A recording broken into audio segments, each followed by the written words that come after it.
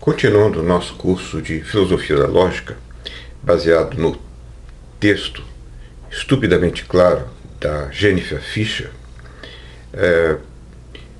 que é On the Philosophy of Logics,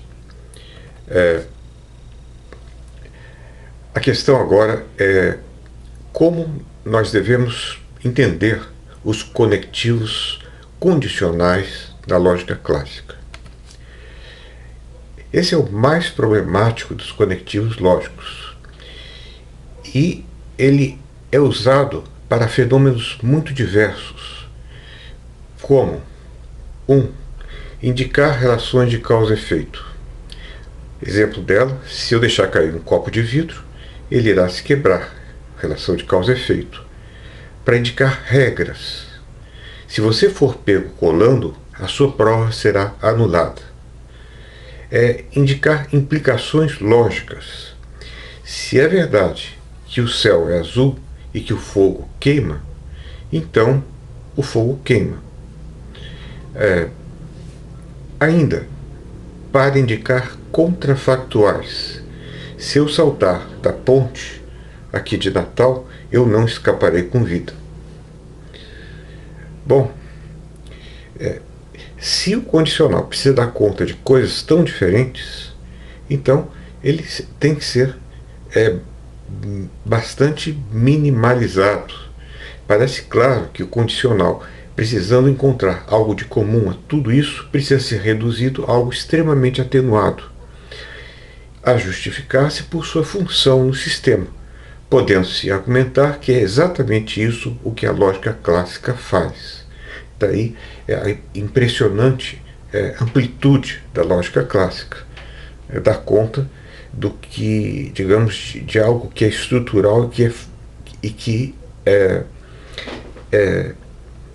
está em todas as nossas articulações cognitivas, e também naquilo que nós cognitivamente podemos conhecer do mundo e, portanto, está em todas as articulações da realidade. Bom, eis a tabela de verdade do condicional material usada na lógica clássica. Você tem P, verdadeiro, verdadeiro, falso, falso, Q, verdadeiro, falso, e você tem as diferentes combinações que, para a tabela de verdade do condicional da implicação material, é verdadeiro, falso, verdadeiro, verdadeiro. Ou seja, só é falso quando o verdadeiro implica no falso, quando o antecedente é verdadeiro e o consequente é falso. Caso contrário, será verdadeiro. O falso só se segue quando o antecedente P é verdadeiro e o consequente Q é falso.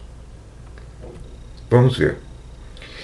Seria o condicional material da lógica clássica capaz de dar conta de tudo o que nós queremos? Parece que não, mas talvez sim. O condicional material parece dar conta de algo comum, mas as suas consequências parecem, por vezes, absurdas. E é isso que ela irá notar. Relembrando, como eu acabei de dizer, o condicional material só é falso quando o antecedente é verdadeiro e o consequente é falso. Daí que ele será verdadeiro sempre que o consequente for verdadeiro. A autora considera algumas sentenças condicionais para exemplificar as dificuldades, a falta de um caráter intuitivo, ao menos prima facie. Se porcos voam, então eu sou mico de circo. Aqui o antecedente é falso, porcos não voam, e eu não sou mico de circo, o consequente também é falso. Portanto, esse é um condicional verdadeiro. Se porcos voam, então eu sou mico de circo. É verdadeiro e até faz algum sentido pela escolha do consequente que eu tive. eu posso dizer, se a Terra é plana, então eu sou o mico de circo. Também. As duas coisas são falsas. Agora, o pior de tudo vem a seguir, quando eu passo do falso para o verdadeiro. Se os porcos voam, então a lua é branca. O antecedente é falso e o consequente é verdadeiro. A lua é branca. Será que isso faz sentido? Não parece fazer sentido. Se os porcos voam, então a lua é branca. Parece que, se a segunda sentença é verdadeira, a primeira não deve ser falsa, não deveria ser falsa. Ela dá mais um exemplo, o exemplo do parque. Pressupondo ser verdade que há árvores no parque, aqui está o parque da Jennifer Fisher, cheio de árvores, ela propõe o seguinte exemplo. Se não há árvores no parque, então não há sombra. Ora, que não há árvores no parque é falso. Não há sombra é também falso. Mas esse é um condicional verdadeiro, porque antecedente e consequente são falsos. Se não há árvores no parque, então não há sombra. Bom, faz sentido. Se não há árvores no parque, então não há sombra. Agora vejam o segundo. Se não há árvores no parque, então há sombra. Que não há árvores no parque é falso. Há árvores no parque, como vocês viram na foto. Então a sombra é verdadeiro. Há sombra no parque. Então você tem um antecedente falso, não há árvores no parque, e um consequente verdadeiro. Mas parece que isso aí não é verdadeiro. Se não há árvores no parque, então há sombra. O condicional 2 parece obviamente falso. Mas segundo a tabela de verdade do condicional, ele tem que ser verdadeiro. Antecedente falso, consequente verdadeiro, portanto é verdadeiro. Parece então que estamos perdidos. Os problemas podem ser sumarizados pelos seguintes estranhos argumentos condicionais problemáticos válidos para a lógica clássica. Dado que não P, então P, portanto, Q. Porque, sendo o P falso, assumindo o não P verdadeiro, o P será falso e, portanto, eu posso concluir qualquer Q de P. Agora, dado que Q, em P2, dado que Q,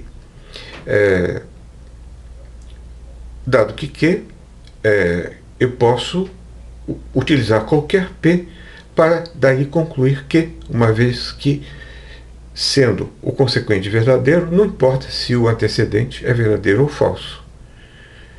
Bom, não importa o que for o Q em P1 ou o P em P2, os condicionais serão sempre verdadeiros. Bom, ela considera aqui que talvez a adoção de uma lógica trivalente nos conduza a resultados mais convincentes. Pessoalmente eu duvido disso, mas quem sou eu para defender a lógica clássica?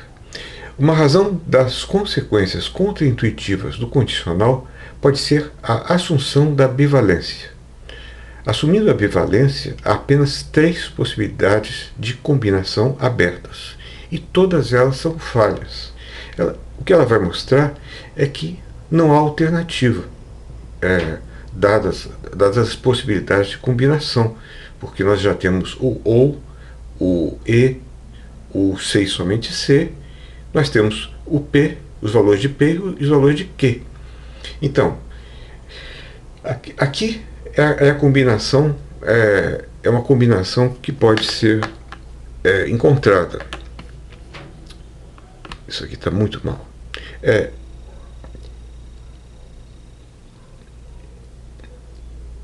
Se P e Q são verdadeiros, então é verdadeiro. do verdadeiro para o falso é falso, do falso para o verdadeiro é verdadeiro, falso para o falso é falso. Mas há um problema, que isso aqui é o mesmo que isso aqui. Então, se P então Q é o mesmo que Q. O problema comum é que a coluna sobre se P então Q é a mesma que a coluna sobre Q. Ou seja, a essência do condicional passa a ser a mesma dos consequentes. No exemplo de Fischer, se você atravessa o sinal vermelho, então você rompeu a lei. Isso é um condicional. Agora, isso vai significar o mesmo que você rompeu a lei. Mas não é a mesma coisa. Os significados são completamente diferentes. Eles dizem coisas diferentes do mundo. Então isso aí não dá certo, essa combinação. E assim também as outras. Essa aqui é a primeira linha verdadeiro, a segunda é falsa, a terceira é falsa, a quarta é verdadeiro. Se nós combinarmos assim, o que nós teremos será o bicondicional, que é o C e somente C.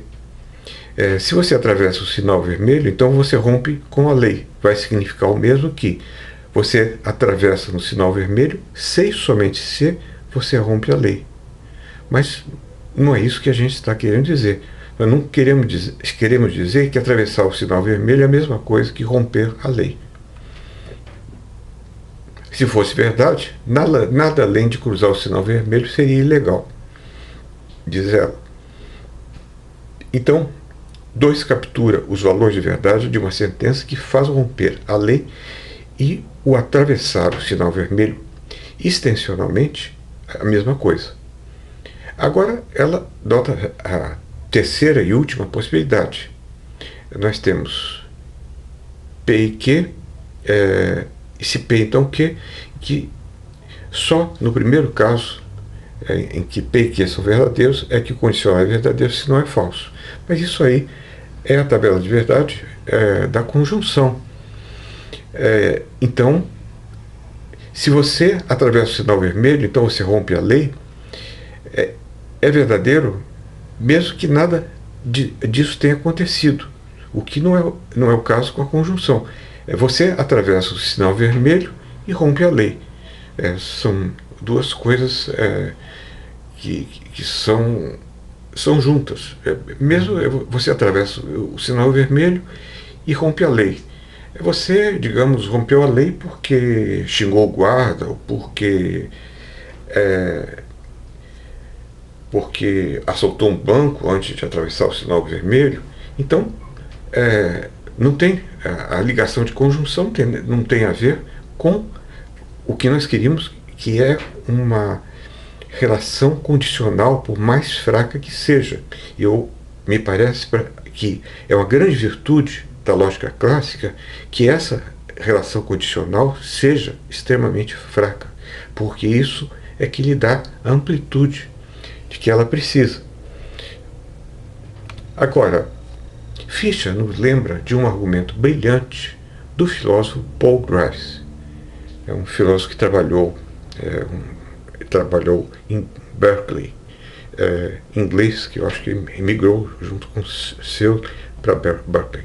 Bom, Grice argumentou que há regras que governam a conversação que vão além do que é meramente lógico. E são elas que produzem a aparência que o condicional tem de ser contraintuitivo. Ou seja, o condicional é a camada mais básica, mas depois tem outras camadas de regras que vão lhe dar essa aparência de ser contraintuitivo, porque geralmente na conversação nós usamos essas outras regras também, e elas é que tornam a conversação pragmaticamente significativa. Então a conversação tem uma porção de regras tacitamente assumidas. Podemos, em uma fala irônica, não segui-las. Por exemplo, se alguém me pergunta se eu gostei do filme, eu respondo que gostei da lista de atores. Essa é uma maneira irônica de dizer que eu não gostei.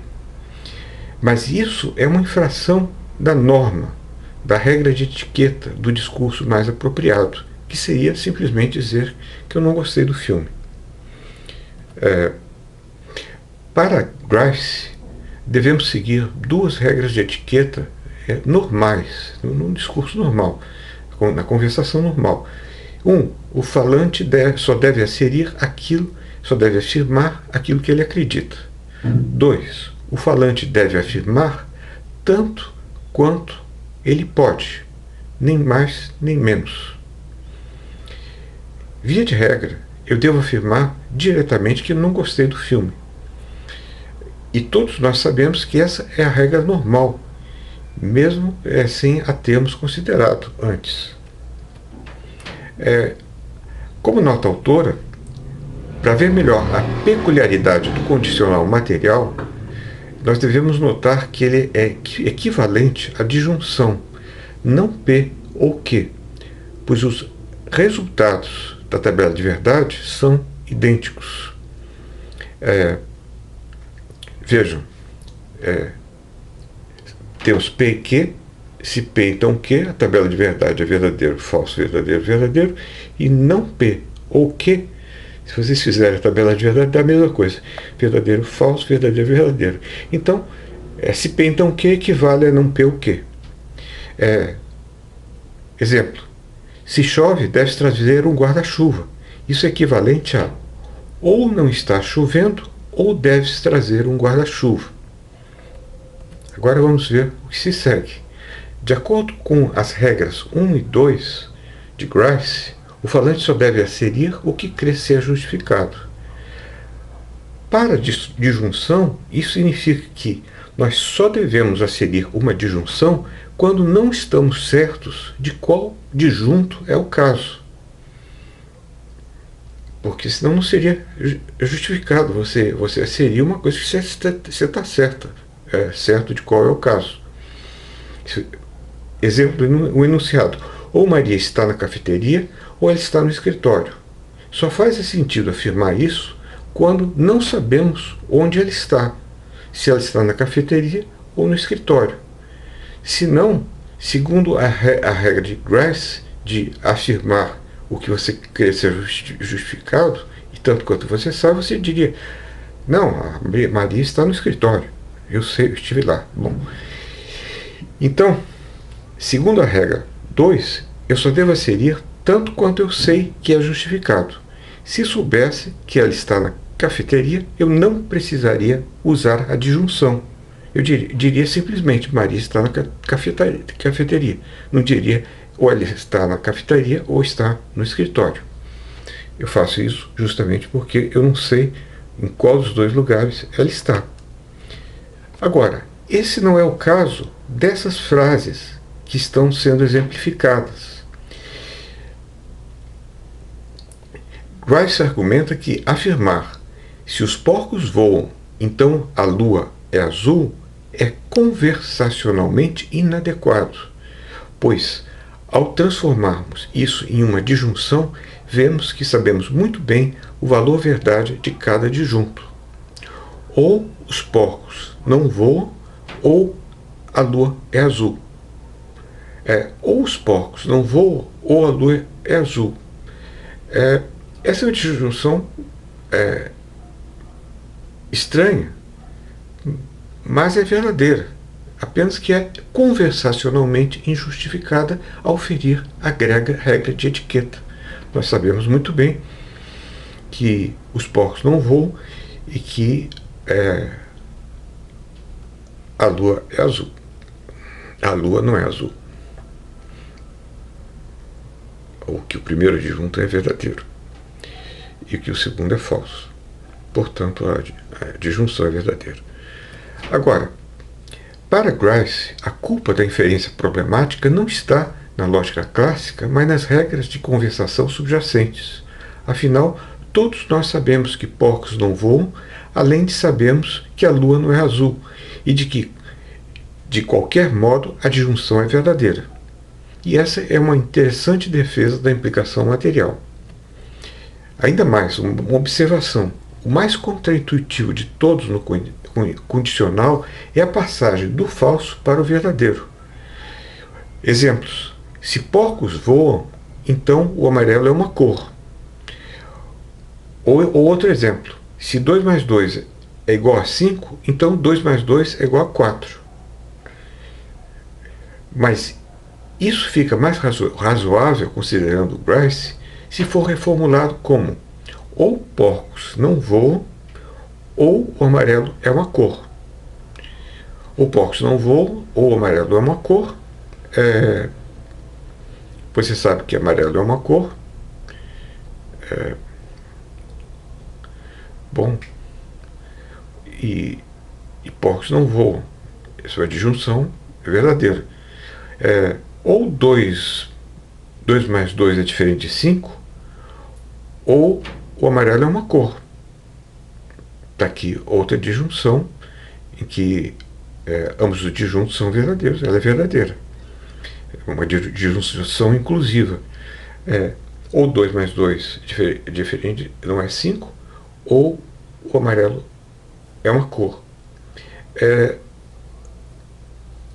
Isso pode ser trivial, pode ser uma coisa banal demais, mas não é destituído de sentido. E é conversacionalmente insatisfatório. Não tem um sentido pragmático, mas não é contraintuitivo. E assim, o nosso amigo Grice salva o condicional material.